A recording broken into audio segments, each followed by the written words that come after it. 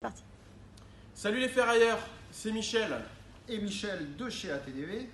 et aujourd'hui on va parler ensemble du Tigen 34.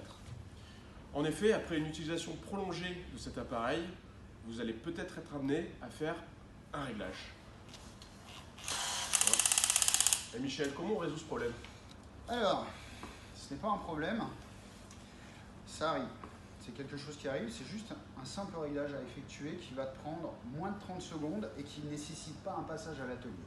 Et pourquoi en fait on est obligé de régler, cette pièce?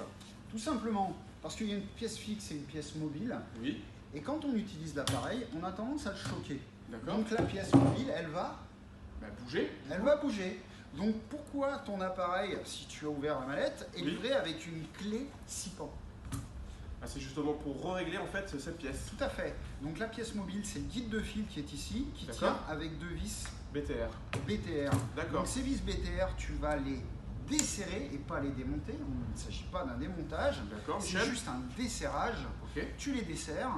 Et là, ce guide de fil, tu le remets en alignement sur la partie noire qui est juste au-dessus, légèrement au-dessous. Là, tu vois, comme je viens de le positionner.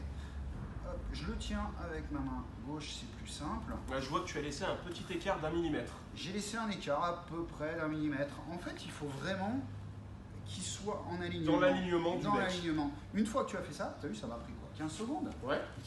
Et ben là, c'est reparti pour un travail efficace. Michel, c'est merveilleux. Voilà. Bravo Michel. J'espère avoir répondu à ta problématique. Eh bien Michel, permets-moi de te dire que tu as répondu à ma problématique et tu as été extrêmement efficace. Je t'en remercie. ATDV est fier du partenariat qu'on entretient avec Michel Bâtiment. Merci Michel. Merci à vous.